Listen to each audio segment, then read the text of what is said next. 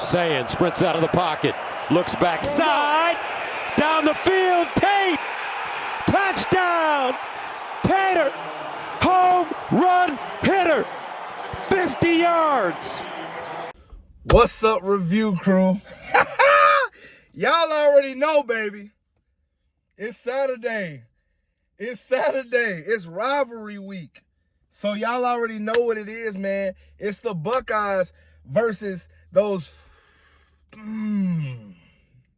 fucking Wolverines from Michigan. The team up north, as we like to call them, man. The disdain, like, as a child growing up and being an Ohio State fan, you are taught that you just don't like Michigan. You just don't like them. You don't ask why. You just know, I don't fuck with this team. And as the years go by, things happen, and you just start hating them more and more and more, whether it's fights, them planting a flag, them talking shit, them having players that you don't like, them recruiting players from Columbus, Ohio. Like, just everything, man. Everything builds towards that hatred. It never lets down. It only intensifies. So for us to go out there and handle business for the first time since 2019, granted 2020 we didn't play them, but they beat us 4 straight times in 21, 22, 23, 24. It all comes to an end today. We just beat the Wolverines, and I cannot stress enough how proud I am of the team, because it was a long time coming, and that pressure builds on, and you start to feel like, damn, do we have a Michigan problem? Last year, it ended in 13-10, and we knew we were the better team. It showed because we went out and we kicked the shit out of everybody that we played afterwards and won a national championship. But every single Michigan fan would say, but did you go 15-0 and beat us in the rivalry game and then win a championship? And it's like, you know what? We didn't. So how about we one-up these motherfuckers? We go 16-0 while beating them in the rivalry to go back-to-back. 2 things that Michigan they ain't done that shit. So let's do that shit for their ass. You feel me? Since y'all want to talk all that shit. What y'all gonna say now? Well, we won the last 4 years. That's cool. But since 2000, bro, we've been whooping y'all ass. And y'all try to hold on to these meager, like, 6 victories or something like it it's just, it means something for sure. But, like, you can't discredit the rest. Like, y'all can't fuck with us in the modern day. Like, let's just keep it real. But let's get to the game, man. So we had Julian Sayin, bro. 19 of 26. But I have to note that he was 0 for 2 starting out on a great defended ball by Michigan that batted it out of Carnell Tate's hand. And then a uncharacteristic interception that he tried to force feed the ball to Jeremiah Smith, and they picked it, okay? They ended up scoring 6 points. 1 off the pick, 1 off a 35-yard run by Marshall. 6 points, 2 possessions. And that's when it clicked to me. It doesn't matter what happens. This team is not going to score. They can't score. They're not good enough. That's when it clicked. When they were up 6-0, I got on my Instagram and I was like, you know what, y'all? We finna be up 14-6. I was wrong, though. We were up 17-9. Do the math, it's still an 8-point lead, which is what I called. Heading into the half, end up beating them 27-9. They never scored again, bro. They never scored again. They didn't have a chance in this game, and we dominated. Julian Sayin with 3 touchdowns to only 1 interception. He had over 250 yards passing.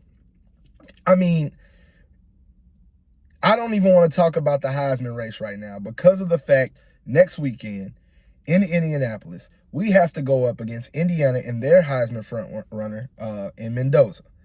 If we beat Mendoza and he outplays Mendoza, you got the head-to-head in both team statistics and player statistics. How do you deny 10? You can't. I know what his numbers look like with Mendoza, but I don't know if you guys watched the game. If you did, you heard them note Ohio State has the least amount of offensive snaps in college football. And we lead in college football in time of possession. We are a methodical team. We don't have to do all of that high-powered scoring because our defense is going to hold true every single time. This year was no exception. This is no exception. So we don't have to do that. We are clearly the best team in college football. I want to talk about Bo Jackson. 22 carries for 117 yards. It's 5.3 in average. And he had 49 yards receiving. That is 166, all-purpose yards with a touchdown. When I tell you the young man is special, Bo Jackson, I clamored about him the first time I seen him touch the ball this season. I said that needs to be the starter. He got the starting job. He has not disappointed. First 100-yard rushing game from a running back from Ohio State against Michigan since J.K. Dobbins back in 2017. There's been a 9-year streak since we had that happen. Tip your hat to that young man. Shout out to Bo Jackson. I hope you see this one day. C.J. Donaldson, 14 for 44. No touchdowns for him, but he just every time we needed a third down, he was giving it to us, man. That man was running. He was running that ball pretty efficiently. Outside of those, 3 carries that he got on the goal line, he was pretty efficient. We got Carnell Tate. Cardiac Carnell. Tater. They like to call him. Carnell Tate, bro. Chicago's own. 5 for 82 yards and a touchdown. But this is his first game back in 3 weeks. You would not have been able to tell. I called this. If we have both of them, no one is beating us. Well, guess what, guys? We have both of them. And you're probably like, who is both? Who is both? He's only talking about Carnell Tate. Oh, let's talk about Jeremiah Smith, man. He didn't even do anything today. 3 catches for 40 yards. We didn't need nothing else. We didn't need it. And he had a touchdown as well. This receiving core, because Brandon Ennis had him one, is just pick your poison, man. We can go outside. We can go inside. You can put these guys in the slot. You can put them at the X. You can put them at the Y. You can put them in the backfield if you wanted to. These dudes can do it all. And the offensive line played phenomenal today. Julian Sayin was not rushed. He was not hit. He was not hurried. He wasn't sacked. It kept the quarterback clean. Number 1 rule of football as an offensive lineman. Tip your hats to them. Julian Sayin, if you haven't already got them their gifts, it's time to saddle up, spend that NIL money, and pay those boys up front because they are making you look good. And then we got to talk about the defense. The defense featured a Kenyatta Jackson. Davison Igbinosun got the pick at the end of the game, went right through the receiver's hand. He got him a pick. And those are the highlights of the game in terms of turnovers and impact plays that, show up in the stat sheet. But what you didn't see is the fact that we only gave up 9 points, gave them great field position on 2 of them. And what else can you say?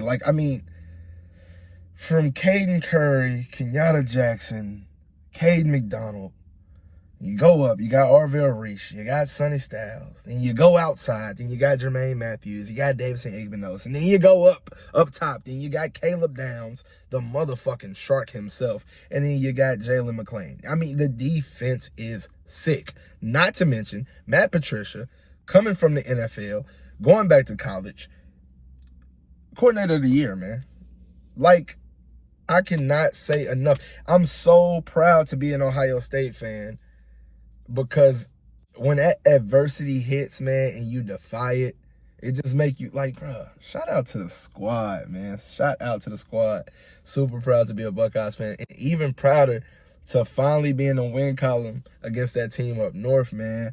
I am so happy today.